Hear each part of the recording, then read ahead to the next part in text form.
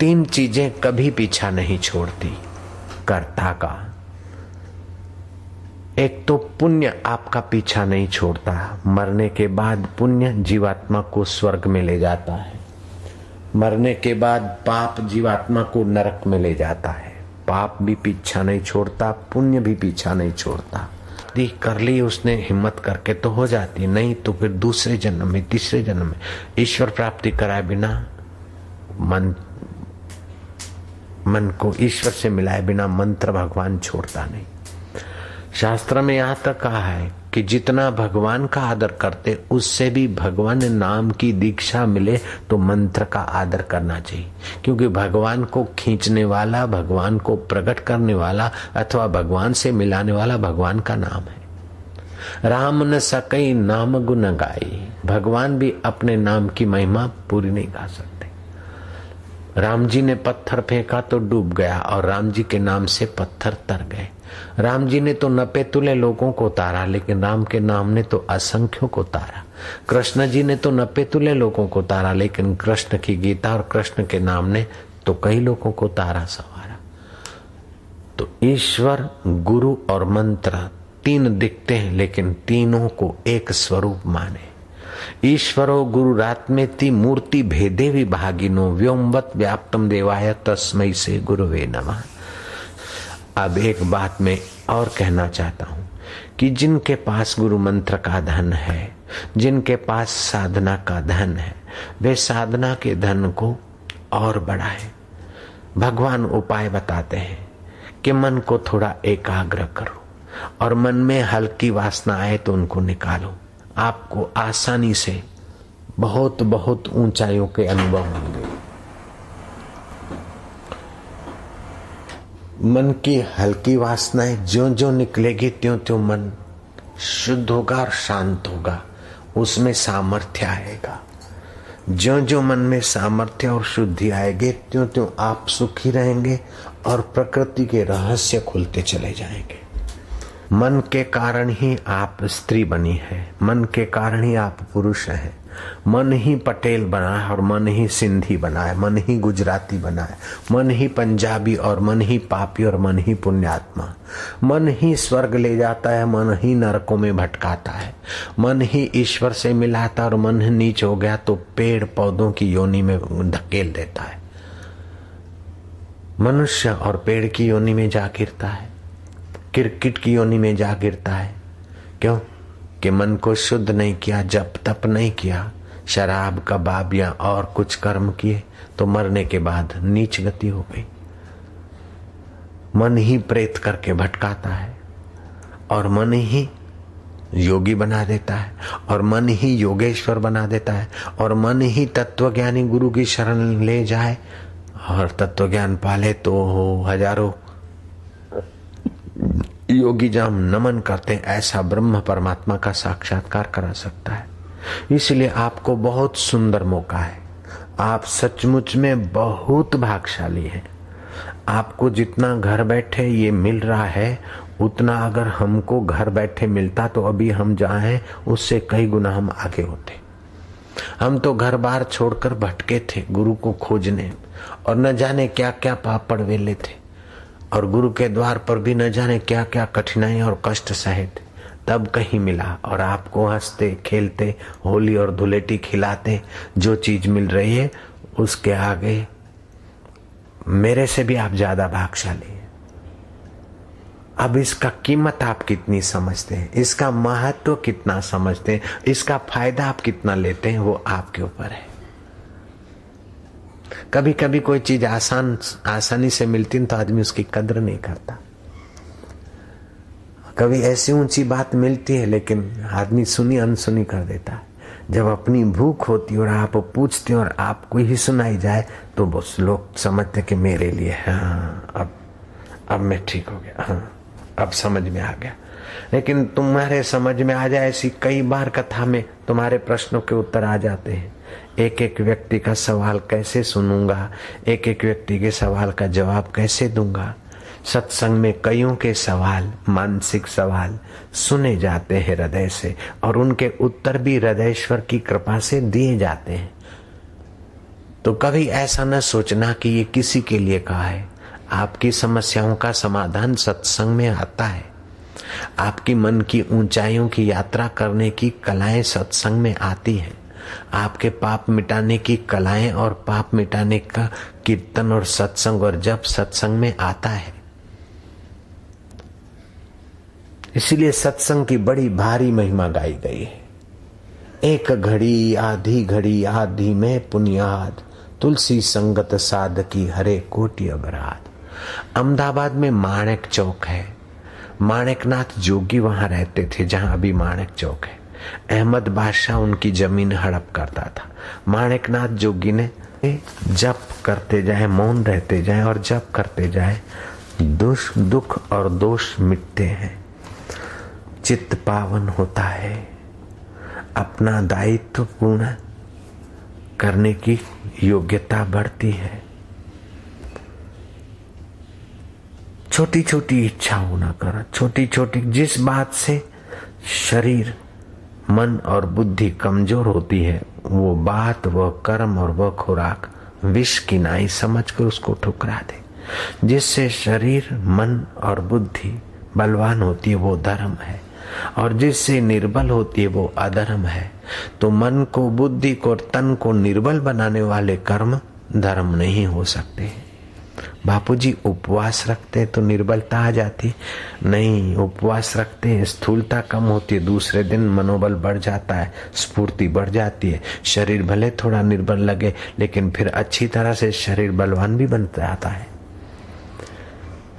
सत्य बल प्रद होता है, सत्य शक्ति प्रद होता है, सत्य आनंद प्रद होता है। तो आप सत्य की शरण लीजिए। आप किसी की निंदा करते हैं तो उसमें बैठे हुए भगवान का आप अपना अपमान करते हैं। निंदा ना करें,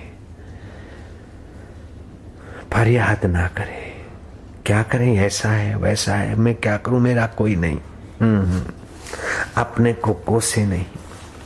जैसे छुरी लेकर कोई आलू के चिप्स बनाता है तब तो ठीक है, लेकिन छुरी लेकर उंगलियों के चिप्स बनाए तो मूर्ख है। मूर्ख भी ऐसा नहीं करता। अपने शरीर के टुकड़े करे चिप्स बनाने के भाव से तो महामूर्ख है। महामूर्ख भी ऐसा नहीं करता। उससे भी ज्यादा वो मूर्ख है जो अपने को कोसता है, निंदा करता है, ये ऐसा है मैं क्या करूं, ये ऐसा है मैं क्या करूं। जैसे मूर्ख लोग दूसरों की निंदा करते और दिन को खूब खाते और दिन को सोते और फिर बोलते क्या करें, मेरा भाग्य ऐसा है, मैं तो बीमार हो गया। ऐसे मोटे हो जाएंगे, वैसे बन जाएंगे, बीमारियों के घर बन जाएंगे। वसंत ऋतु में तो कतई दिन को नहीं सोना चाहिए, रात का जागरण नहीं करना चाहिए। अगर रात पाली और जागरण करते तो थोड़ा बहुत सोना क्षम्य है, लेकिन जो रात को सोते हैं वे दिन को भोजन करके और बैठे रहे तो मोटे हो जाएंगे। भोजन करके सो जाएं तो बीमार हो जाएंगे। भोजन करके 100 कदम चलना चाहिए।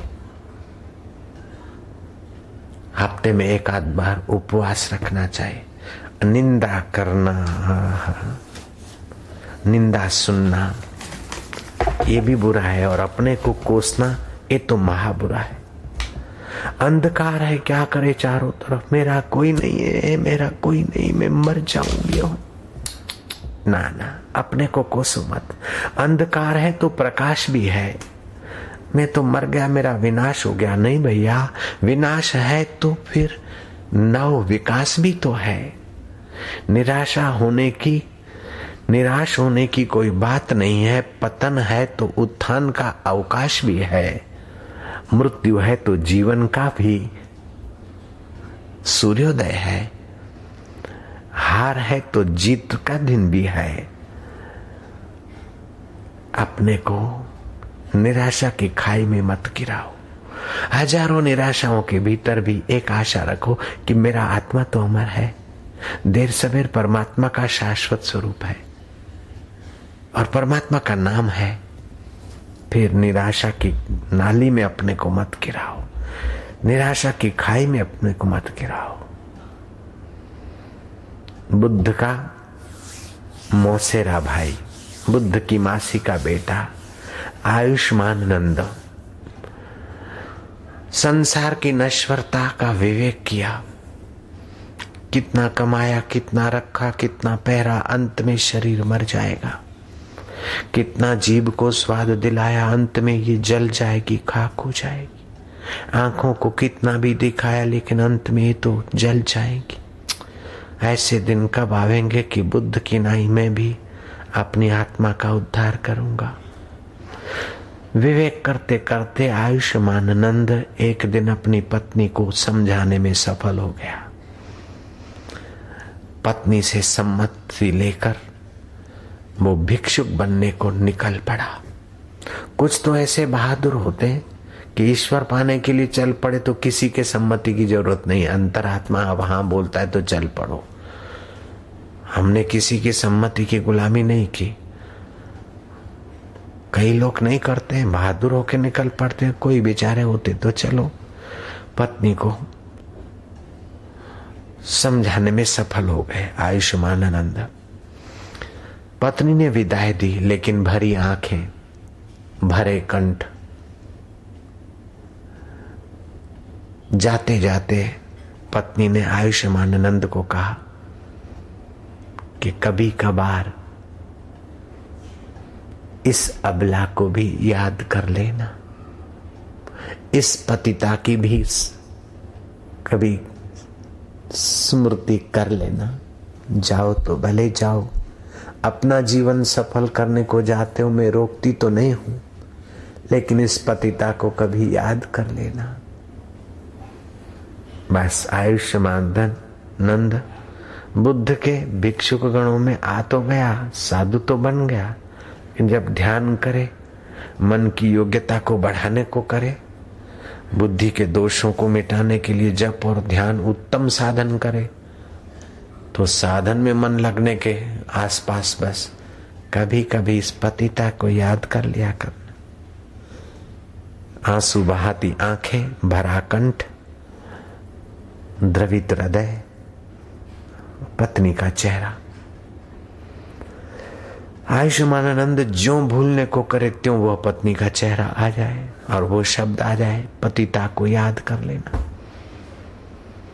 आखिर वो अपने मित्र साधुओं से कहने लगा कि मैं बुद्ध भगवान से आज्ञा लेकर वापस जाऊंगा घर, वहीं भजन करूंगा।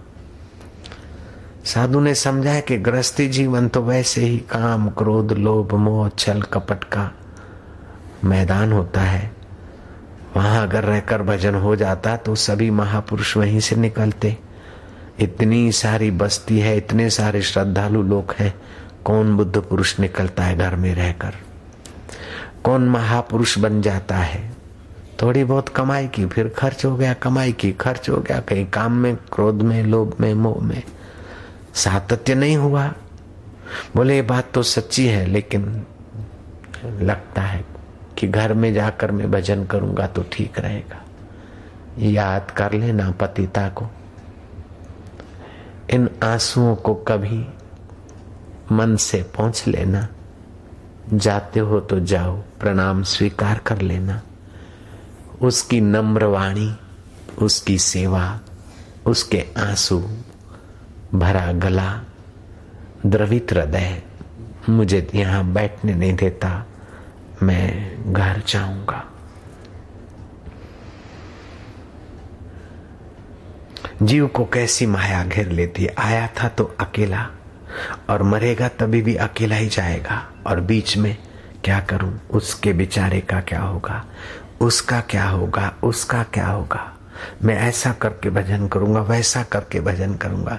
अरे तू भजन कर, करके ऐसा वैसा काय को मरे बीच में। आयुष्मान नंद साथी साधु की सीख गले उतरने नहीं देता। साथी साधु ने बुद्ध को कह दिया कि ये आपका मौसेरा भाई घर जाना चाहता है। बुद्ध जानते कि माया कैसे जीव को गिरा देती है आसक्ति में। बुद्ध ने बुलाया आयुष्मान नंद को, बैठो, श्वास को देखो, चंचल मन को एकाग्र करो थोड़ा सा। फिर देखो प्रकृति के रहस्य और प्रकृति के राज्य में क्या खजाना है। श्वास अंदर जाए शांति, बाहर आए एक, अंदर जाए शक्ति, बाहर आए दो, श्वास अंदर जाए मंत्र, बाहर आए 3, श्वासोश्वास गिनो, मन की चंचलता थोड़ी मिटी, एकाग्र मन कुछ हुआ, बाकी का बुद्ध ने अपनी निगाहों के द्वारा, कृपा के द्वारा थोड़ी शक्ति दे दी। आयुष्मान नंद क्या देखता है, ओहो शरीर तो यहां है लेकिन वो ताव तिसल लोक की 500 दीप्यमान दिव्य अप्सराओं के उस सुंदर विहार में पहुंच गया। बलहार कुर्बान, क्या रूप है, क्या लावण्य, क्या सौंदर्य है, गजब हो गया। इन अप्सराओं की चाकरी में रहने वाली जो दासियां हैं वो भी धरती पे आए तो राजा राज कुर्बान कर दे। वो देखते देखते दंग रह गया। बुद्ध ने फिर संकल्प करके उसको ध्यान में से नीचे उतारा। भंते, मुझे आपने क्या बड़ा सुख दिखाया। भंते, क्या गजब की सुंदरियां थी, कैसा रूप, कैसा लावण्य। भंते, क्या ऐसा भी होता है? भंते ने कहा और भी कुछ है। प्रकृति के राज्य में बहुत कुछ छुपा है। मन एकाग्र हो, रहस्य मिले। अगर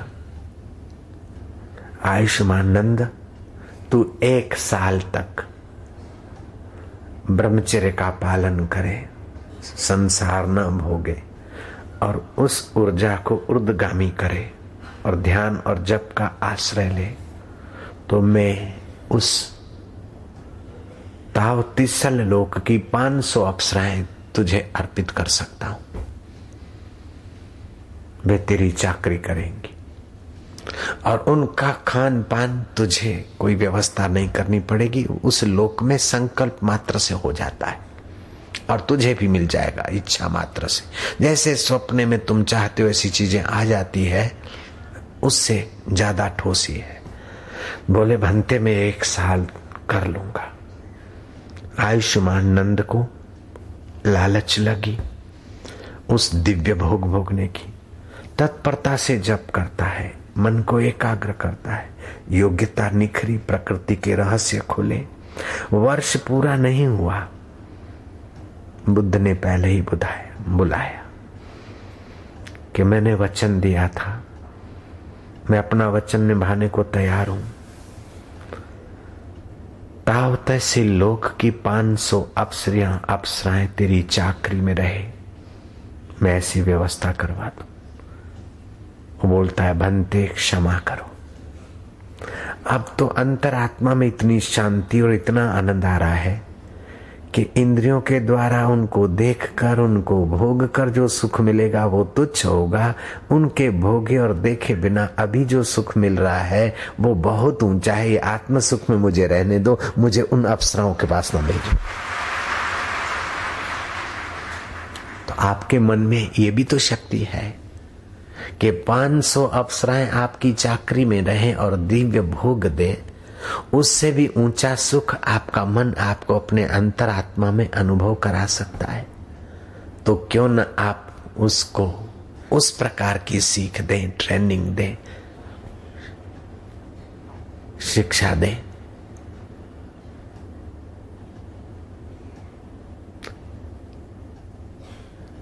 मुझे भी ताव तहसील लोक की अप्सराएं गिड़गिड़ाए और मिलने को राजी हो जाए तो स्वप्न में भी विचार नहीं आएगा कि मैं उनके सुख अथवा उनकी सुविधाओं में हाँ भर पाऊं। स्वप्न में भी मैं इनकार कर दूंगा। मुझे गुरु ने ऐसा सुख दे रखा है।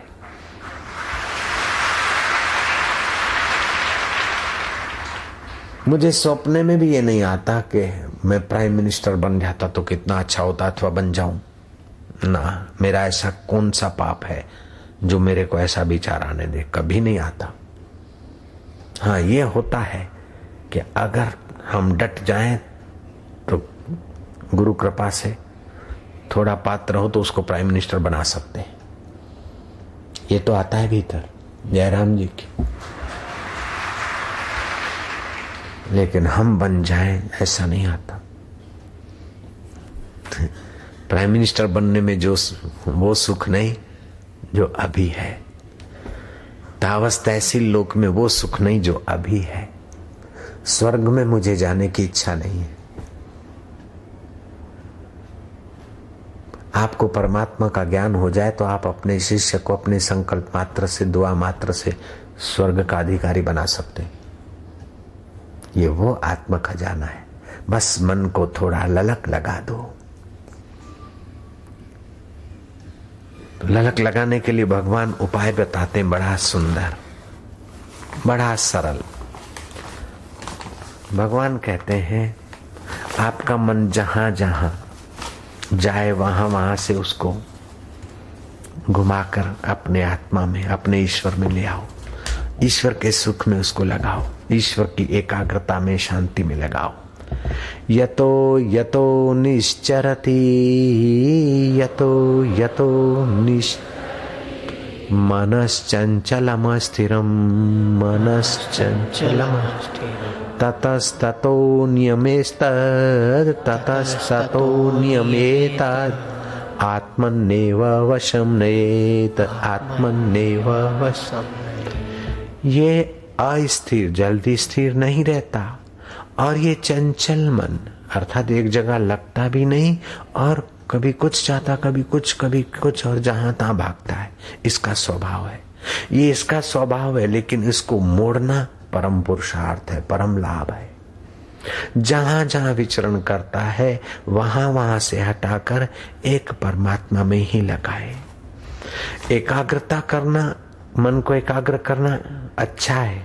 प्रकृति के रहस्य खुलेंगे। भाव तहसील लोक जैसी ऊंचाई भोग सामग्री तुम पा सकते हो एकाग्रता से, सिद्धियां पा सकते हो। लेकिन उनसे भी कई गुना ऊंचा है परमात्मा का सुख। तो एकाग्र किसी चीज में भी कर सकते हो, लेकिन परमात्मा को पाना है तो फिर परमात्मा भाव से परमात्मा में एकाग्र करो। तो एकाग्रता और परमात्मा प्राप्ति दोनों एक साथ चले। कितनी सुंदर युक्ति बताते हैं भगवान। मन को परमात्मा में स्थिर कर, नहीं तो आप गोल बिंदु कर दो, उसमें एक टिक्का लगा दो और उसको देखते जाओ। आंखों की पलकें न गिरे, देखते जाओ। मन एकाग्र होगा और उस एकाग्रता के बल से पानी में देख लिया, किसी को आशीर्वाद करके दे दिया तो ठीक होने लगेगा। ऐसे और भी कुछ चमत्कार होने लगेंगे। लेकिन ये एकाग्रता है मन की, परमात्मा में मन नहीं। तुम परमात्मा में मन को एकाग्र करो तो परमात्मा के फोटो पे करे। एक उपाय है, परमात्मा या गुरु के फोटो को देखते देखते फिर आंखें बंद हो और वो दिखने लग जाए। यहाँ फिर उसमें से प्रकाश दिखे, नील बिंदु दिखे। ये एक उपाय ये भी है। दूसरा ये कि आप भगवान का नाम जपते जपते जपते श्वास को देखते जाओ, श्वासोश्वास से थोड़ा एकाग्र करो, फिर अपने आप को छोड़ दो भगवान के हवाले। तो अंदर के केंद्र जो है, मूलाधार, स्वादिष्ठान, गुरु का शक्तिपात मिल गया तो अंदर से अपने आप क्रियाएं होने लगेगी। फिर इस जगत में रहते हुए भी आपका मन दिव्य जगत में चला जाएगा और आपको आनंद आने लगेगा। ये भगवत रस है।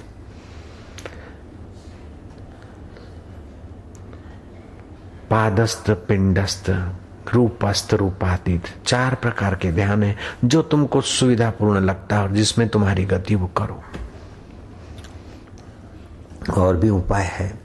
आपको गंगा दिखा, गाय दिखा, कौवा दिखा, अब मन एकाग्र करते और कुछ दिखा तो आप क्या करो कि गाय की गहराई में, गाय की आंखों से जो देखता है वो मेरा प्रभु है। कौवा से जो क्या करने की सत्ता है मेरे प्रभु की है। बालक का जो रुदन है हाथ से, उसकी गहराई में मेरू प्रभु है। तो प्रभु का चिंतन क्या तो मन थोड़ा एकाग्र होगा। आप विक्षेप में, शोर में भी मन को भगवान में बनाने की तरकीब सीख लो, आसानी हो जाएगी। यतो यतो निश्चरति मनश्चंचलम स्थिरम ततस्ततो नियमेतद आत्मन्येवा वशम नहीं। जहां जहां मन ये अस्थिर और चंचल जाता है वहां वहां से उसको भगवान में लगाओ, क्योंकि गहराई में तो सब में भगवान की सत्ता है। फरियाद में मत लगाओ, निंदा में मत लगाओ, निंदा में मन को मत लगाओ, ईश्वर में लगाओ। आम थयु तेम थयु फलाणु थयु ढींगणु थयु, अरे आखू जहां जहां मन चाहे। और भी उपाय है, आंखों को पटपटाओ पटपटाओ पटपटाओ, थोड़ा देर पटपटाओ, फिर एकटक देखो, मन कुछ अंश में एकाग्र होगा। श्वास गहरे लिए, धीरे धीरे छोड़े। 10 प्राणायाम रोज करो, फेफड़ों की कुसंस्कारिता और हल्की अवस्था दूर होगी। भगवान नाम जपोगे, मन कुछ एकाग्र होगा। फिर मन इधर उधर जाएगा तो मन को बोलो अभी क्या करता है, अगड़म बगड़म स्वाहा, अभी तो बैठना है इधर। फिर किसी की याद आएगी तो उसकी याद कर, उसकी याद कर, मेरे को भगाता है, जा अगड़म बगड़म स्वाहा, मैं तो यहाँ बैठा हूं। मन कहेगा अब क्या है, मजा नहीं आता, मन लगता नहीं, मैं उठूं। अरे मन लगे तो भी ऑफिस में पगार चालू, और नहीं लगता तभी भी ऑफिस में बैठा है तो मुलाजिम का पगार चालू। ऐसे तू भगवान के लिए बैठा है, लगे चाहे न लगे, लेकिन प्रभु के द्वार पे पगार तेरा चालू है, तू बैठ बेटा, नहीं तो उड़ा के ले जाएगा। शुरू में तो मन उड़ा के ले जाएगा, और मन के उड़ाने के कारण तो जीव बेचारा मनुष्य धार्मिक है, पूजा पाठ करता है, मंदिर में जाता है, कुछ दान पुण्य करता है, फिर भी दुखी रहता है, क्योंकि मन एकाग्र नहीं हो रहा है, मन भगवान में नहीं लग रहा है। भगवान में तो दुख है नहीं, दुख तो है भोग में, दुख तो है तो अज्ञान में। जहां भगवान है वहां ज्ञान है, वहां दुख नहीं है, तो फिर भी दुखी है। चाहे नमाज पढ़े तब भी मियाँ दुखी है, मंदिर में जाए तब भी भक्त दुखी है, चर्च में जाए तब भी ईसाई दुखी है। तो मानना पड़ेगा मंदिर, चर्च, यहाँ मस्जिद, वहां भी उपासना करने की वो स्थली है, मन को एकाग्र करने के लिए वो जगहें हैं। तो अपने घर में भी ऐसी जगह बना लो कि भाई आपका मन एकाग्र हो। आपके मन को ऐसा बना लो कि केवल मंदिर मस्जिद नहीं, सारा संसार ही मंदिर है। जहां जहां मन जाए वहां वहां भगवान की बुद्धि भगवत भावना करो तो ये और ऊंचा है, भगवान का विशाल मंदिर है। रामकृष्ण परमहंस लोकल गाड़ी में मुसाफरी कर रहे थे, कलकत्ता के इलाके में, बंगाल में। लोकल गाड़ी अंग्रेज शासन में टपुक टपुक चले, फिर कहीं खड़ी रह जाए, और हिंदुस्तानी लोग उसमें मुसाफरी करते हैं तो जैसे घेटे बकरों को चलाते थे, ऐसा अंग्रेजों ने जुल्म किया है हिंदुस्तानियों के। सड़कें भी अलग होती थी, अंग्रेज घूमे वो नैनीताल की सड़क पर, हिंदुस्तानी नहीं घूम सकता। हम कितने सहिष्णु और कितने दुर्बल मन के हो गए कि हमारे देश में हमको नोचने वाले नोच रहे और हम चुप। नहीं, आत्मिक शक्ति बढ़ाना चाहिए, मनोबल बढ़ाना चाहिए। नेता या सत्ता वाले कोई गलत करे तो अपना हौसला बुलंद होना चाहिए, अपनी आवाज बुलंद होनी चाहिए। अभी तो प्रजा का राज है, सहते जाते जुल्म सहने की भी कोई हद होती है। न जुल्म करो न जुल्म सहो, न मूर्ख बनो न मूर्ख बनाओ।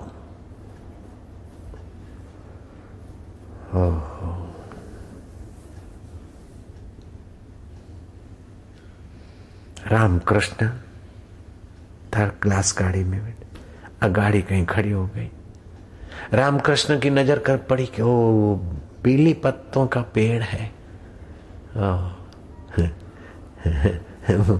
शिव जी को बहुत प्रिय है बेली पत्र। वो लोकल गाड़ी से उतरे, कहीं भी खड़ी हो जाते, बेली पत्र तोड़े। अब सोचा कि शिव जी का मंदिर कहाँ है, चढ़ा के आऊं। कहाँ है? सोचते सोचते आंख बंद हो गई तो अंदर से आया कि मैं ही तो शिव स्वरूप हूं। तो बिली पत्र, ओम नमः शिवाय, ओम महेश्वराय, शंभवाय च, मयो भवाय च, महेश्वराय च, शिवतराय च, शंभवाय च। बिली पत्र चढ़ाते गए, गाड़ी भी सल मारती। हृदय भांजा उनका था, मामा मामा मामा। अब शिव स्वरूप में है, गाड़ी के बाप की ताकत है कि उनको छोड़ के जाए।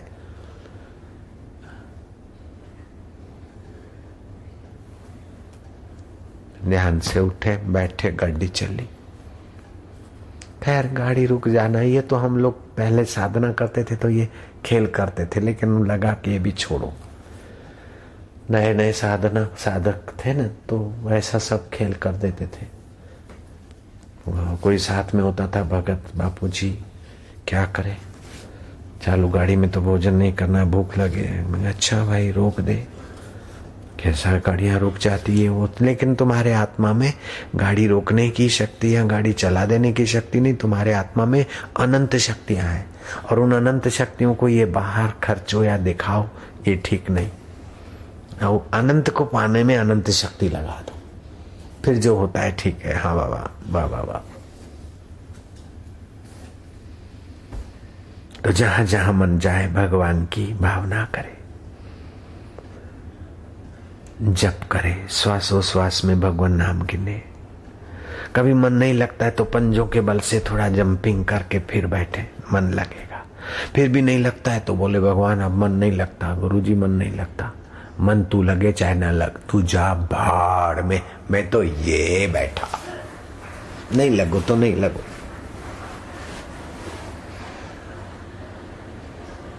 आराम से बैठे, वो आराम किया, शांति पाया, तो शांति से बैठ गए, तब भी तो लगा। बोले शांति से बैठ नहीं पाता हूं, कोई बात नहीं, डरो मत। शुद्ध हवा, खुली हवा में होठ बंद करके नाक से गहरा सांस लो और मुंह से निकालो। नाक से लो, मुंह से निकालो, 10-12 बार करो। अशांति दूर हो जाएगी, मन में खुशी आ जाएगी, मन का बाप भी लगेगा। जाएगा कहां? बापूजी फिर भी नहीं लगता, अब क्या करूं, फिर भी नहीं लगता। अच्छा तो ध्यान योग शिविर भरा कर, वो तो भरता हूं। फिर बापूजी आनंद तो आता है लेकिन मन नहीं लगता। अरे आनंद आता है तभी, मन लगता है तभी आनंद आता है बेटे। ये जो इतने बैठे हो, ये मन लग रहा है सत्संग में, भगवान में लग रहा है तभी बैठे हो, नहीं तो कोई पकड़ के डंडे वाले पुलिस वाले थोड़ी तुमको बिठा सकते हैं।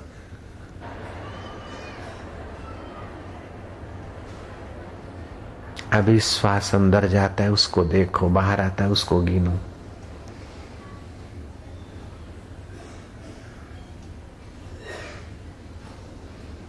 इसमें मन लगे तो ठीक है, नहीं तो जो सुना है उसी में लगने दो।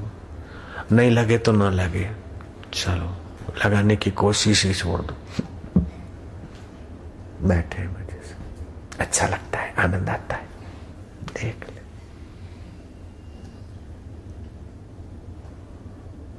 जो भीतर होता है होने दो, कुछ करो मत, थोड़ी देर। जैसे जहाज में बैठ जाते फिर पायलट जाने, जहाज जाने, गाड़ी में बैठ जाते फिर ड्राइवर जाने, गाड़ी जाने, बस जाने, ड्राइवर जाने, अपन बैठे, मुसाफरी हो रही।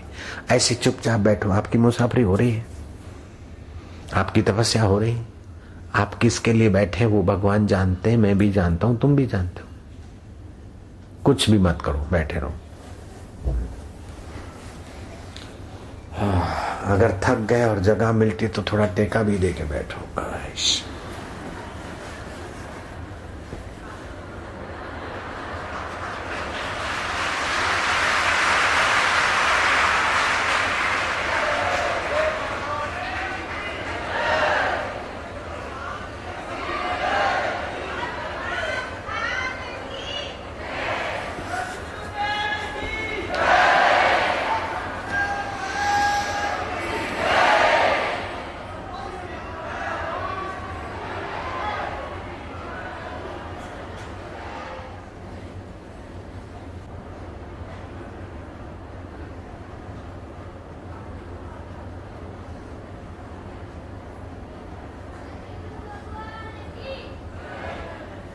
युक्ति आ गई मन को शांत करने की।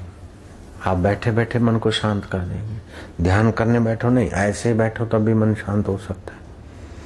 युक्ति आ जाए बस, युक्ति से मुक्ति। तो आपके मन में बहुत योग्यताएं हैं। आप पेट पालू पशु की नाई जिंदगी बिताने के लिए धरती पे नहीं आए, लेकिन कुलीन राजकुमार की नाई, जैसे कुलीन राजकुमार खेल खेलता है आनंद के लिए, ऐसे आप आनंदमय जीवन बिता सकते हैं। केवल मन को थोड़ा सा एकाग्र, थोड़ा सा ईश्वर में, धर्म में लगा दे बस। धर्म क्या है कि तुम्हारी बिखरती हुई शक्तियों को रोकने के लिए एक कानून है, और ध्यान और उपासना क्या है कि तुम्हारी शक्तियों को विकसित करने के लिए एक साधना है। और तत्व ज्ञान सारे ब्रह्मांडों का जो सार है और आत्मा, उसका अनुभव कराने के लिए। तो कुछ ऐसे मनुष्य होते हैं जो पशु से थोड़े से ही ऊपर होते हैं। जैसे पशु खाता पीता, दुखी हुआ सुखी हुआ जीवन बिताया, ऐसे ही कुछ थोड़ा सा पशुता से ऊपर होते हैं। कुछ मनुष्य पशुता से काफी ऊपर होते हैं और उससे भी ऊंचे होते हैं जो वास्तव में मनुष्यता का अधिकार पा लेते हैं। और उनमें से भी कोई ऊंचे होते हैं जो अंतःकरण में देवत्व ले आते हैं। उनमें से भी ऊंचे होते हैं जो अंतःकरण में भगवत तत्व ले आते हैं। और उनसे भी कई ऐसे तो हम साक्षात्कार करके बाप बन जाते, सारी ऊंचाइयों के शिखर पे बैठ जाते। वशिष्ठ जी कहते हैं कि राम जी, जो ये पेट के बल से रेंग रहे अड़सिए और सांप और डेंडू और मेढक और ये कीड़े मकोड़े, वे भी कभी मनुष्य थे, लेकिन जैसा मन में आया ऐसा खा लिया, जैसे मन में आया बोल लिया, मैं जैसे मन में आया कर लिया। धीरे धीरे उनकी अवस्था नीच होती गई, नीच योनि में चले। और 33 करोड़ देवताओं का स्वामी बनकर पूजा जा रहा है इंद्र, वो भी कभी मनुष्य था। उसने संयम किया, यज्ञ किए, तप किया, देवताओं का स्वामी बन गया।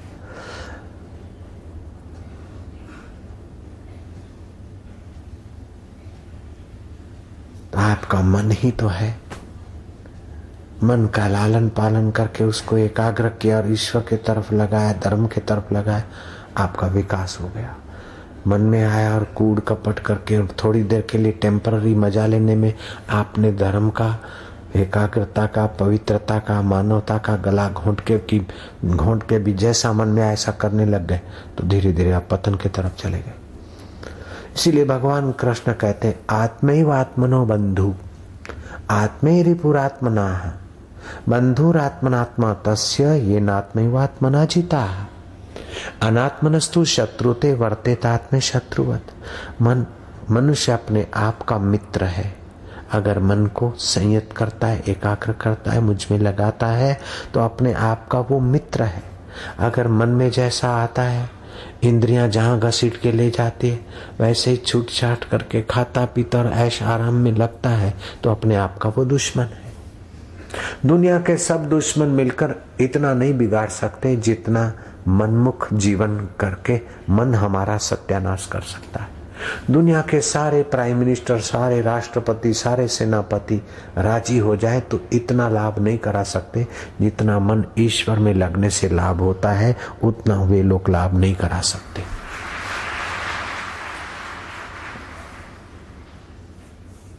सारे राष्ट्रपति, सारे प्राइम मिनिस्टर राजी हो जाएंगे तो क्या कर देंगे? आपको बड़ी गाड़ियां दे देंगे, बड़ा बंगला दे देंगे, नौकर चाकर दे देंगे, सुविधा के बीच गरकाव कर देंगे तुम्हारे शरीर को। फिर भी मानसिक सुख नहीं होगा तो वहां भी आप शराब कबाब या कुछ का कुछ करोगे और अंत में ही छोड़ना पड़ेगा, तो वही का वही दुखी। लेकिन मन अगर ईश्वर में लगा तो छूटे, रहे तो रहे, दुख की क्या बात है। और अंत में ईश्वर में लगा हुआ मन मरने के बाद ईश्वर से मिला देगा। और राष्ट्रपतियों की कृपा से जो भोग भोगा है तो अंत में मन प्रेत करके भटका देगा। प्राइम मिनिस्टरों की मेहरबानी से और राजाओं की मेहरबानी से सब कुछ मिल गया, लेकिन मन भगवान में नहीं लगा तो अंत में तो तबाही है। अगर मन भगवान में लगा दे, ये संभव नहीं कि कोई राष्ट्रपति सब मिलकर आपको सुखी करने लग जाए, संभव नहीं है। लेकिन मान लो हो भी गया, तभी भी कुछ दम नहीं इसमें। जितना आप अभी स्वतंत्र जिस सुख को पा सकते हो, उस सुख को सब मिलकर नहीं दे सकते। प्रमोशन कर देंगे और क्या, लेकिन गुलाम तो बने रहोगे। जयराम जी की और प्रमोशन के बाद रिटायरमेंट भी तो मिलेगा। और प्रमोशन में 1 नंबर 2 नंबर किया और ढेर कर दिया तो अंत में छोड़ के तो मरना पड़ेगा। और मिल गया तो भोग भोग कर भी तो अपना बल नाश करना पड़ेगा। कबीरा कुत्ते की दोस्ती दो बाजू जंजाल, रीझे तो मुंह चाटे और खींचे तो पैर काटे। संसार की बहुत सुख सुविधा मिल गई तो क्या हो गया, और कम हो गई तो क्या हो गया। कम हो गई तो पैर काटता है और ज्यादा हो गई तो मुंह चाटता है। ऐसे ही तो है संसार। कबीरा कुत्ते की दोस्ती दो बाजू जंजाल, रीझे तो मुंह चाटे और खींचे तो पैर काटे। संसार की चीज वस्तु भोग भावाई मिल गई तो क्या, और ये कम हो गई तो क्या। मिले तो प्रभु का ज्ञान मिले, मिले तो प्रभु का ध्यान मिले, मिले तो प्रभु का आनंद मिले। और सब तो समय बर्बाद करने वाली चीजें हैं।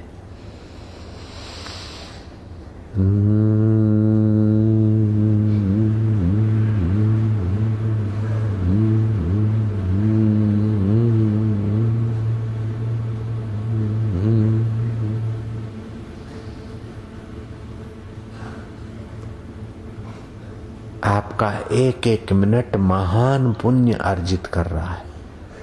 आपका एक एक क्षण ईश्वरी चिंतन, भजन, ध्यान और शांति का सार्थक खजाना पाने का मांगलिक गति कर रहा है।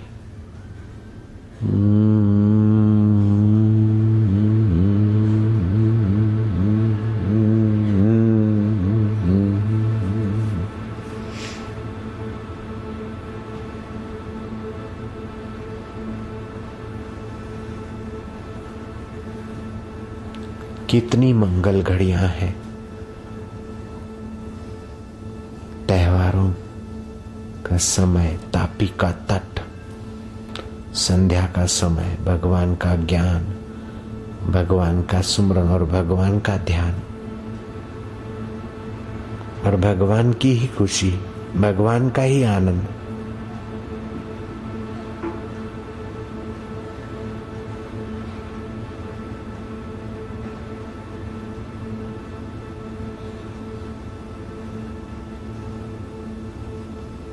खूब खूब पुण्य लाभ हो रहा है, खूब खूब कमाई हो रही है।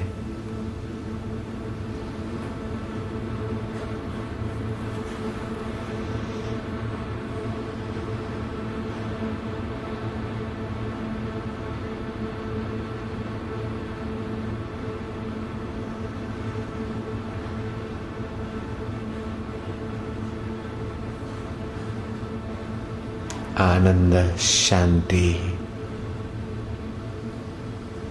ओम शांति, ओम शांति।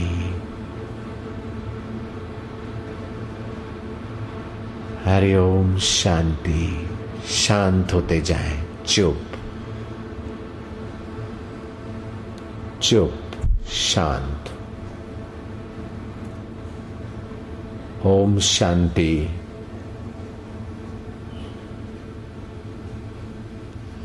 हरि ओम शांति। आनंद,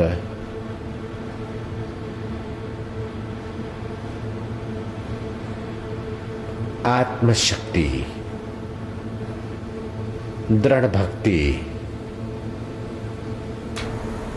हरि ओम, हरि ओम। मन को ईश्वर में लगाने का रोज अभ्यास करेंगे।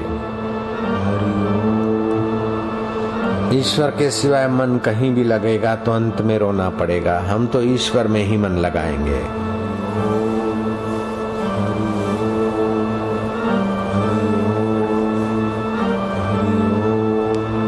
हरि ओम हरि ओम हरि ओम हरि ओम हरि ओम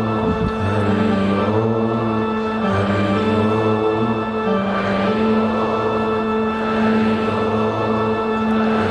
ओम। शांति से धीरे धीरे धीरे धीरे मन ही मन अब ध्यान में डूबते जाओ। गहरी शांति जिसका स्मरण करने से पाप ताप हर लिए जाते हैं, सुख शांति और मधुरता भर ली जाती है। हम उसी में शांत हो रहे हैं, वही हमारा परमात्मा है। मधुर शांति। ओम शांति। हरि ओम शांति। हरि ओम शांति। ओम शांति। हरि ओम शांति। आनंद आनंद आनंद, प्रसन्नता, एकाग्रता, आरोग्यता। ओम शांति। ओम ओम शांति। हरि ओम शांति। हरि ओम शांति। हरि ओम शांति। हरि ओम आनंद शांति। ओम ओम आनंद। ओम आनंद। ओम शांति। ओम शांति। ओम आनंद। हरि ओम शांति। ओम शांति।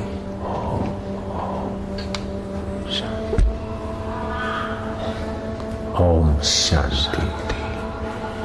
हरि ओम शांति।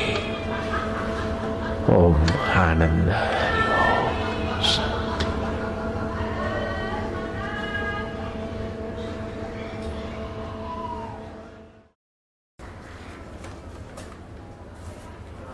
हे मुनीश्वर, आपके दर्शन से मैं अब पूर्ण आनंद को प्राप्त हुआ हूँ। के उपदेश से अब मैं पूर्ण आनंद को प्राप्त हुआ हूँ। मुझे आनंद बाहर से नहीं लेना पड़ता। भोगी बनकर अपने को खपाता नहीं, अब तो मैं अंतरात्मा के आनंद से पूर्ण हो रहा हूँ। संत की संगति चंद्रमा की चांदनी सी शीतल और अमृत की नई आनंद को देने वाली है। ऐसा कौन है जो संत के संग से आनंद को प्राप्त न हो। हे मुनीश्वर, संत का संग चंद्रमा के अमृत से भी अधिक है। संत का संग चंद्रमा के अमृत से भी ऊंचा है, स्वर्ग के अमृत से भी ऊंचा है। स्वर्ग का अमृत पीने से पुण्य नाश होते हैं, संत के संग से जो हृदय का अमृत मिलता है उससे पाप नाश होते हैं। हे भगवान, जैसे चंद्रमा को देखकर कमलिनी प्रफुल्लित हो आती है, फूलों से मिलकर वायु सुगंधवान हो जाती है और सूर्य के उदय होने से सूर्यमुखी कमल प्रफुल्लित हो जाते हैं, तैसे ही संतों की संगति से बुद्धि आत्म सुख पाती है। चंद्रमा को देखकर कमलनी जैसे खिलती है, ऐसे संतों के सदैव संग से हमारा हृदय कमल भगवत भाव से खिलता है।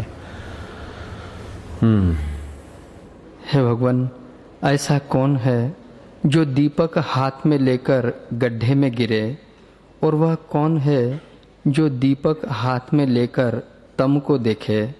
तैसे ही वह कौन है जो संतों की संगति भी करे और दुखी भी रहे। संतों की संगति से युक्तियां मिलती है दुख नाश की। दिया हो फिर अंधकार कैसे, ऐसी सत्संग है, भगवान नाम है, फिर नरक कैसे। हे राम जी, जैसे कामी पुरुष स्त्री को कंठ में लगाकर आनंदवान होता है, पर उसको भी ऐसा आनंद नहीं होता जैसा आनंद निर्वासनिक पुरुष के संग होता है। फूलों के गुच्छों से भी वसंत ऋतु ऐसी शोभा नहीं पाती जैसे उदार बुद्धि आत्म मौन ज्ञानवान शोभता है। हिमालय पर्वत में प्राप्त हुआ भी ऐसा शीतल नहीं होता जैसा निर्वासनिक पुरुष का मन शीतल हो जाता है। भगवान में मन लगता है तो मन निर्वासनिक होता है। फिर मन में जो शांति और शीतलता आती है वो हिमालय की शीतलता भी कुछ नहीं, वो तो शरीर को शीतल करती है। हृदय की शीतलता बड़ी तपस्या का फल है। हृदय में ठंडक आए, शांति मिले, ये बड़ी तपस्या का फल। संतों के संग से जो हृदय शीतल होता है वो लाख करोड़ रुपया खर्च करने से नहीं मिलता लाभ, उतना लाभ हो जाता है। राम जी, अंतःकरण का शीतल होना बड़े तपों का अनंत फल है। स्वाभाविक ही जिसका चित्त शीतल हो जाता है उसी को समाधि कहते हैं। चित्त शीतल हो गया, परमात्मा शांति से आनंदित हो गया, वो समाधान हो गया, समाधि हो गई, भाव समाधि हो गई, योग समाधि हो गई, ध्यान समाधि हो गई। कीर्तन करते करते भाव समाधि होती है। हनुमान जी के पूंछ पर राम जी ने पैर रखा और हनुमान जी ध्यान में भाव समाधि में चले गए।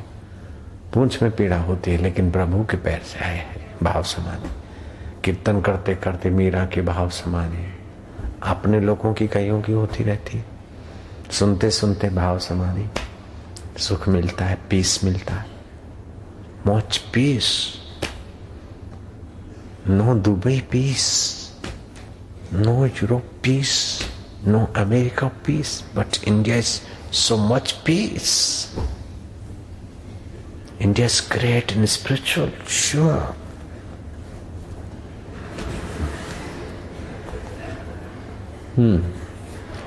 हे राम जी, चंद्रमा के स्पर्श से भी ऐसा शीतल नहीं होता जैसा निर्वासनिक पुरुष के संग से शीतलता प्राप्त होती है।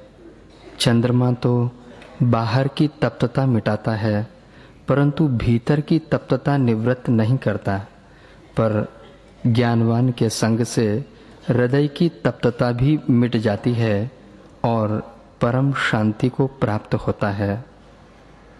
निर्वासनिक पुरुष उस सुख को प्राप्त होता है जिस सुख में त्रिलोकी के सारे सुख तृणवत भासते हैं। जो पुरुष निर्वासनिक हो गया है उसको सारी पृथ्वी गोपद के समान तुच्छ भासती है।